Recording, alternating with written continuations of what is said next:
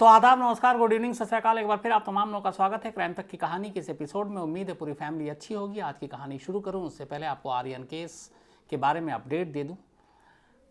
कल जैसा कि आपको पता था कि जमानत अर्जी खारिज हो गई। आज बॉम्बे हाई कोर्ट में पहुंचे थे आर्यन के वकील, लेकिन बॉम्बे हाई कोर्ट के जो जज हैं उन्होंने कहा कि वो आज इसकी सुनवाई नहीं करेंगे।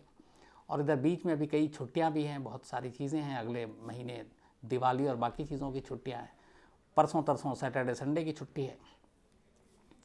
तो कोर्ट ने अर्जेंटली बेस पे इस केस की सुनवाई से इनकार कर दिया और कहा कि वो इस केस की सुनवाई 5 दिन के बाद करेंगे। तारीख दी है 26 अक्टूबर, यानी कल जो लोअर कोर्ट है वहाँ से खारिज होने के बाद हाई कोर्ट में आज मामला गया, लेकिन अब सारा मामला 26 अक्टूबर तक के लिए टल गया है।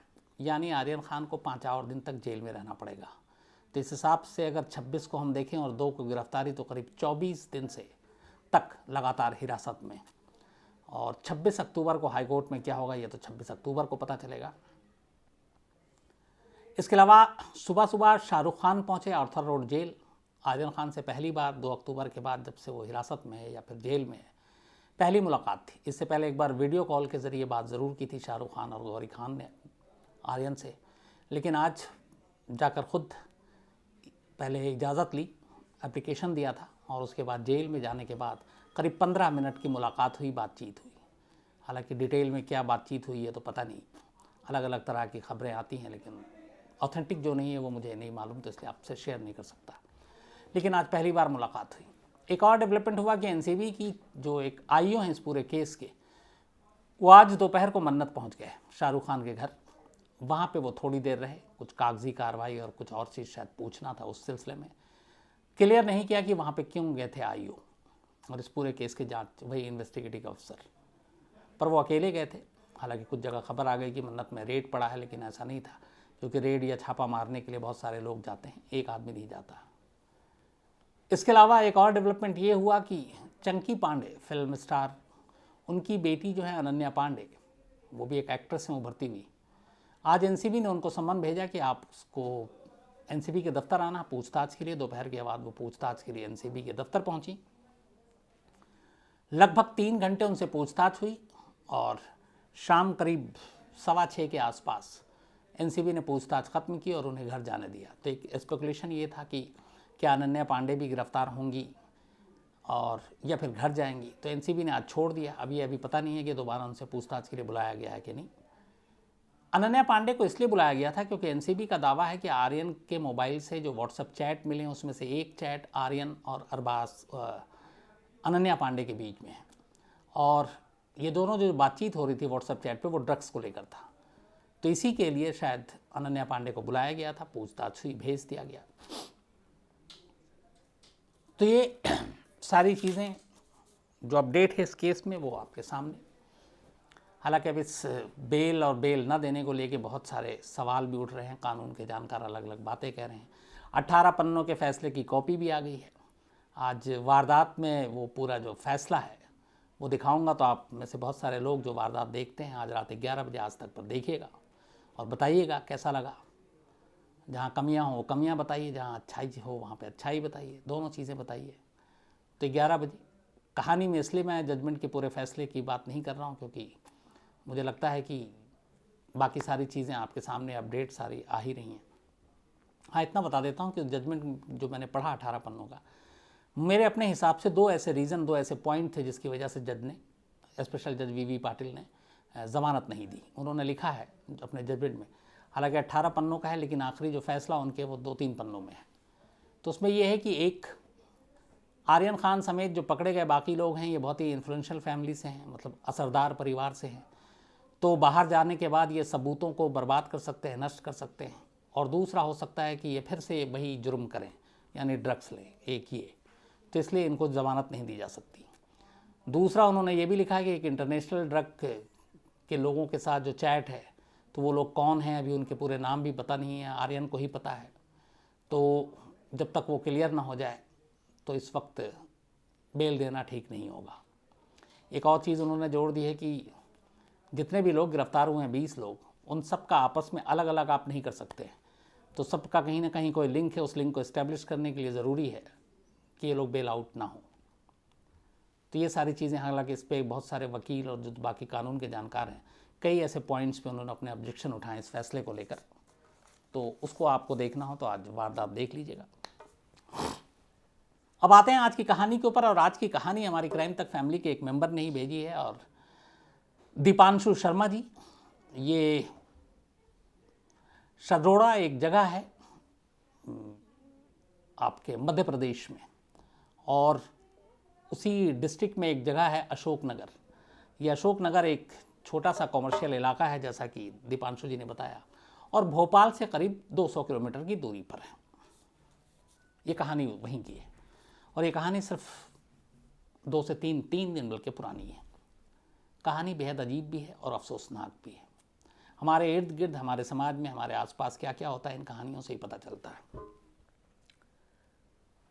बच्चे हों या माँ बाप हों, उनको लेके हम सबका अपना एक नज़रिया और बड़ा साफ होता है। वो ये कि माँ बाप की दुनिया उनके बच्चे होते हैं, और बच्चों की दुनिया उनके माँ बाप होते हैं। हम उनको अलग नहीं कर सकते।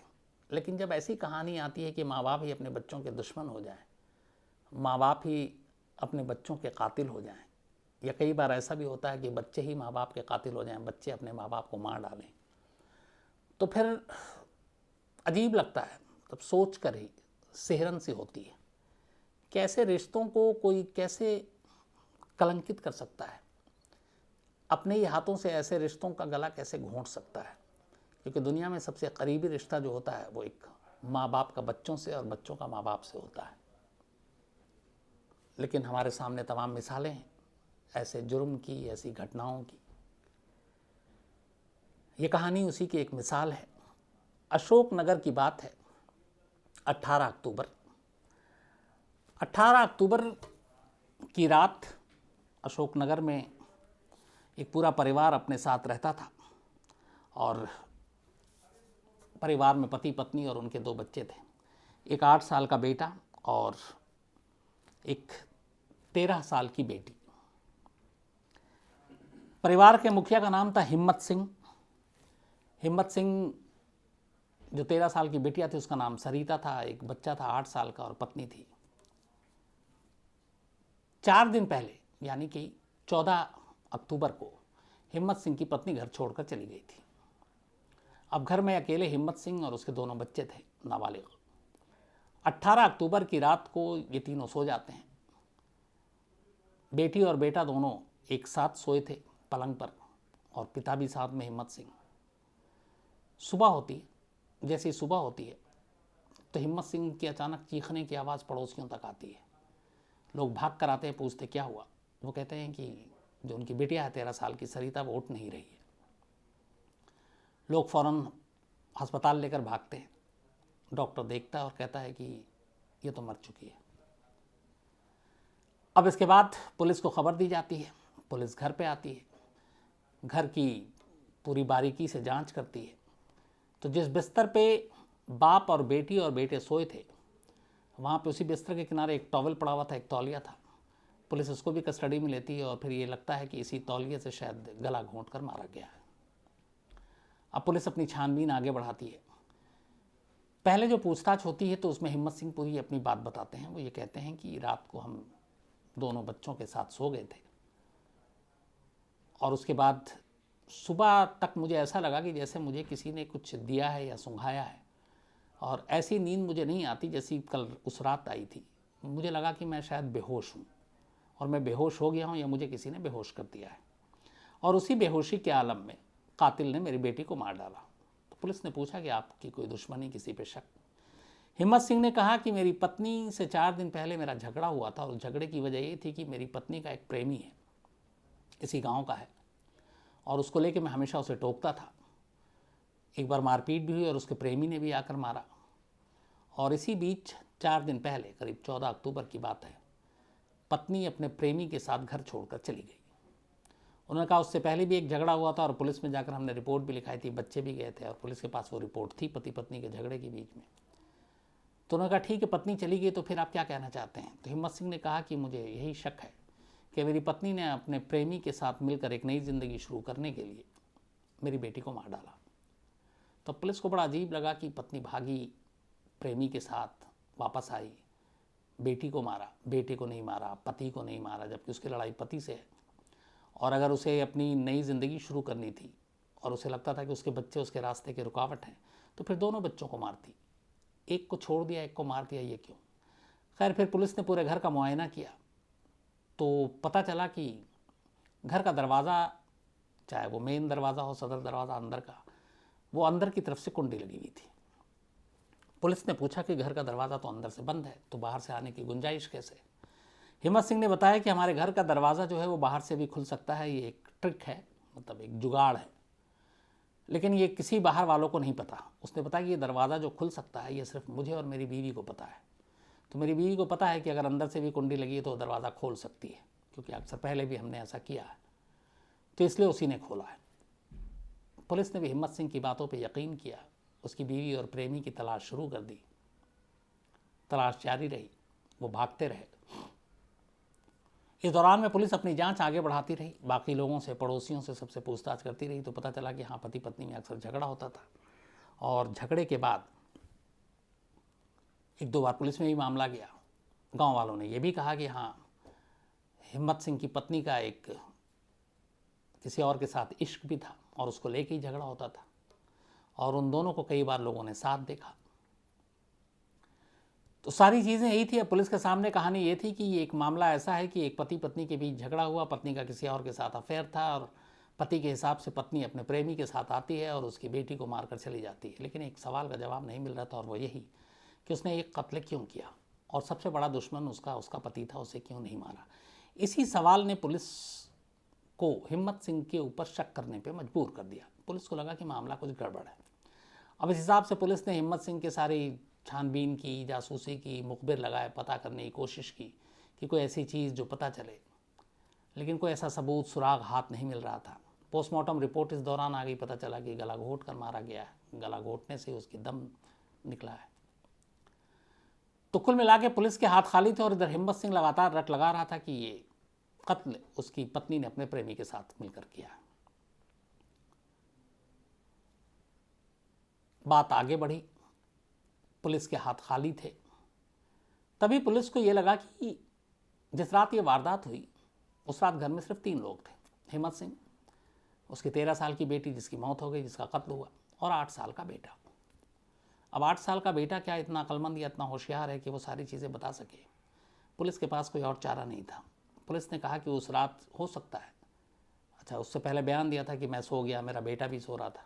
सुबह ये भी था कि जब दीदी नहीं उठी तो बेटा भी रो रहा है, हिम्मत सिंह भी रो रहा है, और बेटा वाकई रो रहा था सुबह कि दीदी को क्या हो गया। भाई बहन में बहुत प्यार था। तो पुलिस ने कहा कि चलो किसी तरह से इस बच्चे से कुछ पूछते हैं, शायद कोई जानकारी मिले। पुलिस बच्चे को अलग से ले गई, उसको बड़ा कंफर्ट किया, चॉकलेट, बिस्किट, जो भी चीज़ें हैं, और बहुत प्यार से उससे नॉर्मल सब बातें शुरू कर दी। बेटा नाम क्या, क्या पढ़ते हो, कैसे, क्या लिखते हो, सारी चीज़ें। बच्चा थोड़ी देर में घुल मिल गया। इसके बाद पुलिस ने पूछा कि बेटा ये बताओ उस रात हुआ क्या था।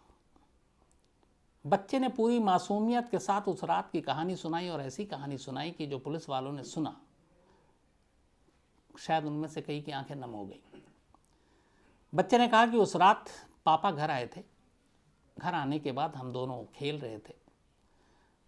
थोड़ी देर के बाद पापा बड़े गुस्से में आए और उन्होंने कहा कि तुम दोनों में से किसको मारो, मुझे मारना है। पहले तो बच्चों को ऐसे ही लगा, लेकिन सरिता जो 13 साल की थी वो थोड़ी बड़ी थी, समझदार थी। बेटा 8 साल का था, थोड़ा मासूम था। हिम्मत सिंह ने फिर उससे पूछा कि ये बताओ कि दोनों में से कौन मरेगा, किसको मारूं। जब लग गया कि बाप बहुत सीरियस है, सरिता ने अपने पापा से कहा कि, और ये बच्चे ने जो बोला वो उसकी लाइन ये थी कि फिर दीदी ने पापा से कहा कि भाई को छोड़ दो, मुझे मार दो। उसने फिर पूछा कि दोनों में से कौन मरेगा, मुझे मारना है। फिर सरिता ने कहा बच्चे की जुबान में ये कि दीदी ने कहा भाई को छोड़ दो, मुझे मार दो। और इसके बाद घर के ही रखे एक कपड़े से हिम्मत सिंह ने अपनी 13 साल की बेटी का गला घोंट दिया और ये कत्ल होते हुए उस 8 साल के बच्चे ने, एक भाई ने अपनी आंखों से देखा।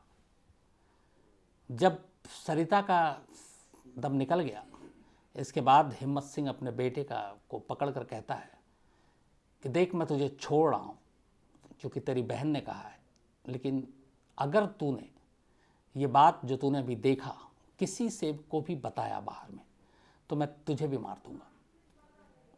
रोते हुए बच्चे ने कहा कि मैं किसी को नहीं बताऊंगा पापा, और इसके बाद उसने उसे छोड़ दिया।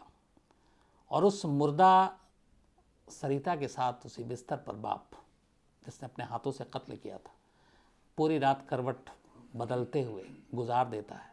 सुबह का इंतज़ार करता है, सुबह जैसी होती है फिर वो वही नाटक करता है, चीखता है, चिल्लाता है, रोता है। बच्चा भी फिर रोने लगता है और उसके बाद वो दुनिया को बताता है कि सरिता को मेरी पत्नी ने अपने प्रेमी के साथ मिलकर मार दिया। बच्चे के इस बयान के बाद पुलिस हिम्मत सिंह को पकड़ती है। उसके बाद अपना पुलिसिया तेवर दिखाती है। थोड़ी देर के बाद हिम्मत सिंह टूट जाता है और फिर वो सारी चीज़ें बताता है, और वो वही बताता है जो उससे पहले उसके बेटे ने बताया था। और वो ये भी मानता है कि हाँ, मैंने उन दोनों में से कहा था कि कौन मरेगा, और बेटी ने कहा था कि मेरी जान ले लो, भाई की जान बख्श दो। एक 13 साल की बच्ची अपने भाई के लिए अपनी जान देने को तैयार थी और दे भी दी। सोचिए कैसी बच्ची होगी वो। अब सवाल ये था कि आखिर उसने ऐसा क्यों किया, तो वो दोनों को क्यों नहीं मारा। यहाँ ये भी सवाल है कि अगर उसकी पत्नी भी दोनों को मार सकती थी, पति को मार सकती थी, इसने क्यों नहीं मारा। इसे दोनों बच्चों से कोई नफरत या बाकी चीज़ नहीं थी। दोनों बच्चों को प्यार भी करता था, लेकिन बदले की आग ने उसको ऐसा पागल बना दिया था कि उस आग को बुझाने के लिए उसने अपने ही औलाद में से एक को कुर्बान करने का फैसला कर लिया। और वजह ये थी, वो चाहता था कि वो अपने 2 बच्चों में से एक को मारकर उसके कत्ल का इल्ज़ाम अपनी पत्नी और उसके प्रेमी के सर पर डाल दे। सिर्फ पत्नी और प्रेमी को फंसाने के लिए, उन्हें जेल तक पहुंचाने के लिए उसने अपने ही हाथों अपनी बेटी का कत्ल किया, ताकि इस कत्ल का पूरा इल्ज़ाम वो अपनी बीवी और अपने प्रेमी को दे। लेकिन 8 साल के मासूम बच्चे की गवाही ने सारी कहानी खोल दी और कातिल पकड़ा गया और अब वो जेल में है। सोचिए बदले की आग कैसी होती है और कितनी बुरी होती है। वो अगर चाहता तो अपनी बीवी को तलाक दे देता, वो चाहता तो कुछ और रास्ते से बदला ले सकता था, लेकिन अपने ही बच्चों का कत्ल करने के बाद ये कैसा बदला हुआ। इसलिए कहते हैं कई बार सोच और समझ से परे की चीज़ होती है जुर्म की दुनिया। क्रिमिनल के दिमाग की सोच, उनके कत्ल करने का तरीका, उनका मकसद बड़े ही अजीब होते हैं, और जितना सोचो आप उतना दिमाग घूम जाता है। तो ये थी अफसोसनाक कहानी मध्य प्रदेश की। और दीपांशु शर्मा, एक बार थैंक यू, शुक्रिया आपका, क्योंकि मुझे लगा कि ये क्राइम तक फैमिली को ये कहानी सुनानी चाहिए। तो कहानी आज इतना ही, लेकिन अब सिलसिला वही। आजकल मैंने पाबंदी से, आप लोगों की शिकायत भी अब नहीं होगी, मैं नोट करके लाता हूँ। नीरू देवी जी, आज इनका जन्मदिन है, और सुंदर यादव जी ने भेजा है, इनकी पत्नी है और ताज नगरी आगरा से हैं, तो हैप्पी बर्थडे नीरू देवी जी। इसके अलावा प्रीति तिवारी हैं, और मैं माफ़ी चाहता हूँ, हमारे क्राइम तक फैमिली मेम्बर बड़े सारी कहानियाँ सुनते रहते हैं। अजीत तिवारी जी हैं ये, और ये डेनवर कोलोराडो अमेरिका में है। तो अजीत तिवारी जी की पत्नी है प्रीति तिवारी। 19 अक्टूबर को इनका जन्मदिन था, लेकिन मैं भूल गया, तो माफ़ी के साथ एक बार बिलेटेड हैप्पी बर्थडे प्रीति तिवारी जी, और आप हमेशा अच्छी रहें, खुश रहें। इसके अलावा कुमार आर्यन हैं, इनका भी बर्थडे है, तो हैप्पी बर्थडे कुमार आर्यन। अंजलि भट्ट हैं, विकास भट्ट जी ने भेजा, उनकी पत्नी है। ये लंदन में है विकास भट्ट साहब, और इनकी पत्नी इस वक्त गुरुग्राम में है, और इनका आज जन्मदिन है। तो कोई बात नहीं, पूरी क्राइम तक फैमिली की तरफ से अंजलि भट्ट जी आपको हैप्पी बर्थडे। और विकास भट्ट जी से कहिएगा कि अगले बर्थडे जब भी आए आप दोनों साथ हों। प्रियंका यादव हैं दिल्ली से, प्रियंका ने आज इतनी बार प्लीज़ प्लीज़ प्लीज़ लिखा है, तो हैप्पी बर्थडे प्रियंका, हमेशा अच्छे रहो, खुश रहो। इसके अलावा राज नंदिनी है और इनका भी आज जन्मदिन है। हैप्पी बर्थडे राज नंदिनी, राम प्रकाश जी ने भेजा दिल्ली से। मोहम्मद कासिम हैं और अताउल्ला खान है, इनका भी आज बर्थडे है, जन्मदिन है, सालगिरह है, तो आप दोनों की बहुत बहुत मुबारक, हैप्पी बर्थडे। इसके अलावा आसिफ खान हैं, इनका 19 अक्टूबर को था, भूल गया तो बिलेटेड हैप्पी बर्थडे आसिफ साहब। इसके अलावा विपुल अग्रवाल जी हैं, इन्होंने एक youngest serial killer Amarjeet soda, 8 साल की उम्र है, उसकी कहानी सुनना चाहते हैं, मैं कोशिश करता हूँ आपको सुनाने की। राजीव मेंढा हैं और ये करवी शेयर्स स्कैम की कहानी सुनना चाहते हैं। प्रदीप नायर हैं, ये कहते हैं कि जो नेचर के क्राइम हैं, क्राइम नेचर, उसके ऊपर भी आप कुछ कहानी सुनाएं। जैसे अलग अलग जगहों पे अब बारिश, अभी आप देखें केरल में सैलाब, उत्तराखंड में पहाड़ों का दरकना टूटना, कुछ जगहों पे सुनाई है। बाकी मैं एक बार डिटेल में सुनाऊंगा कि मेरा भी ये, मुझे अच्छा लगता है इस तरह की खबरों को फॉलो करना या उनके बारे में बात करना। इसके अलावा पंकज ओझा हैं, ये संजय दत्त की कहानी सुनना चाहते हैं। लाली राज हैं बिहार से, इनका कहना है कि आपका कोई अपना भी चैनल है और है तो नाम बताइए। लाली जी, एक से ही इतना सारा वक्त निकल जाता है कि वक्त नहीं मिलता, और कहाँ से अपना चैनल शुरू करने का कोई मतलब भी नहीं है और इतना वक्त भी नहीं है। तो यही है क्राइम तक, जिसके आप सब फैमिली मेम्बर हैं, और जब कोई चैनल और है नहीं तो मैं आपको नाम भी नहीं बता सकता। इसी के साथ बस आप लोगों का प्यार बना रहे। राकेश एच तन्ना हैं पोलैंड से।